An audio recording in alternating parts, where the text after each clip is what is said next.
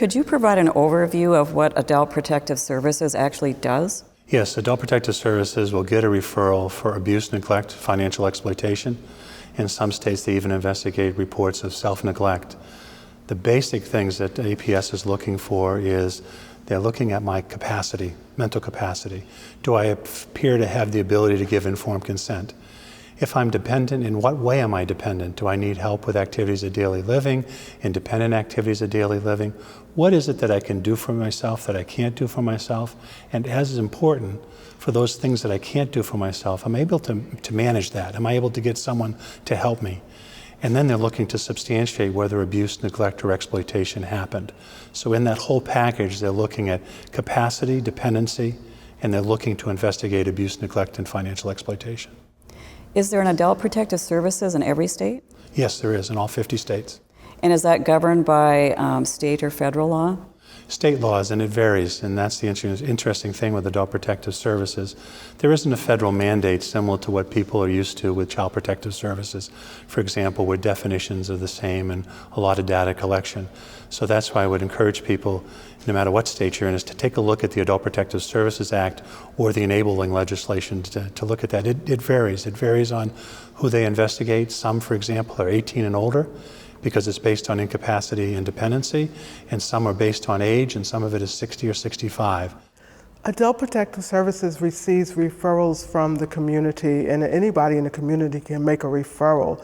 Adult Protective Service workers go out in the field and they investigate the client in their environment, the environment where they're being abused. So they go out to determine whether abuse is indeed occurring, and that can be through interviewing the person who's allegedly abused, any person in that person's surrounding, neighbors, friends, relatives, doctors.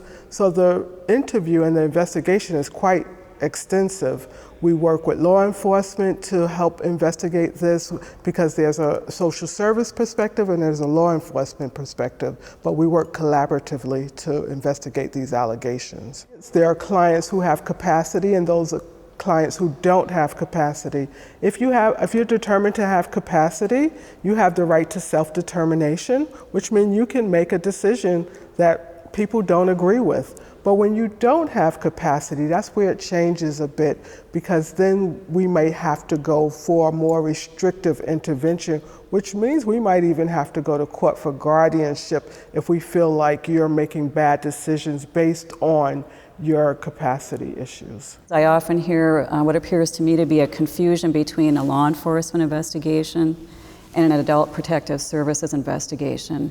And it sounds like they're two different things. Can you describe some of those differences? Yes, Adult Protective Services is a social work perspective in some jurisdictions where we go out to see socially what's going on. We are not there to prove abuse. We're not there to determine whether somebody has broken the law, but we're going there to determine whether or not someone has a social service need. Well, the police would look into whether a crime has occurred. So that's our role. And if a crime's occurred, like I said, investigate it and pursue it. While the SHS, or Adult Protective Services, their role is more of a civil investigation. So it would be, for example, if a vulnerable adult has a caregiver and that caregiver has not fulfilled their obligations or is neglecting or abusing the vulnerable adult, then they would have their own civil administrative hearings to try maybe and remove this caregiver. And their track is a civil track, and our track as police is a criminal, whether we are going to have a criminal case or not. We need to do a better job about what we think abuse and neglect and exploitation might be. It may be in an Adult Protective Services statute, but it certainly might not be in the criminal statute. Law enforcement is asking us, what's the crime? Tell me, I'll investigate. And APS is saying, well, this person's been abused, investigate and prosecute, when maybe that doesn't even go together. So there is a difference. We need to tie Adult Protective Services and that investigation of whether I have capacity and whether I've been abused and neglected to what are those criminal statutes that our partners in law enforcement can help us come in and gather evidence and prosecute.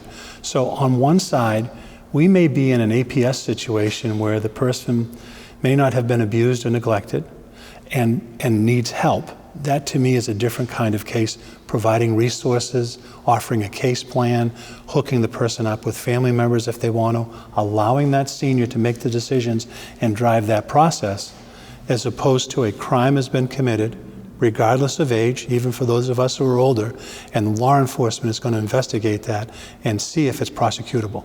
What about victims who say, I don't want your help, I'm refusing any services? What can you do in a situation like that? If an APS caseworker goes out and someone says, no, that's exactly what I'm going to say when you come to my house. I'm embarrassed, I'm ashamed, don't want to lose my independence. I want to stay in my own home, but I don't know how I got in this trouble and I don't know how to get out. But the last thing I'm going to do is tell you about it. So if an older victim says no to me, I make sure to explain who I am, make sure that I can, to the extent possible, even through the screen door if I have to, what it is that the services that I provide. And I try at the same time to talk about what I can and can't do. The person may tell me to go away. The person say that I'm going to come back. That's fine. I leave my card, and I may come back at a different time of day. If this was the morning, I may come back in the afternoon. I would have tried to get some information. But we need to have rapport, and as well-intentioned as you and I are, or any of us are, dealing with any victim, but especially an older victim, we're a stranger. They don't know us. And especially if we know the dynamics of elder abuse, where the vast majority of the perpetrators are family members or loved ones, they've already been taken advantage by someone that they would never dream would do that. So a stranger comes to the door and says, I'm from the state and I'm here to help. I'm not going to believe it. It's going to take a little rapport building. At the same time, I'm also going to try to find out how that person was tied to the community, to family, or other agencies, because that might be the way to get in as well. How about someone that appears to have some sort of cognitive impairment? What can a social worker who is trying to initiate contact with that sort of person do in those circumstances? The Adult Protective Services caseworker, unless they have training beyond what's normally trained, they can only do a beginning assessment of capacity. They can take a look at the person and seeing how they're acting, knowing that there may be medical problems and not psychiatric problems that present in the same way. I'm not eating, I'm not drinking, I'm not taking my meds.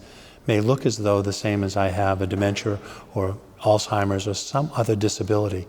What the APS worker can do is, in most states, and once again check with your individual state programs, is we can try to have a psychologist do a home visit.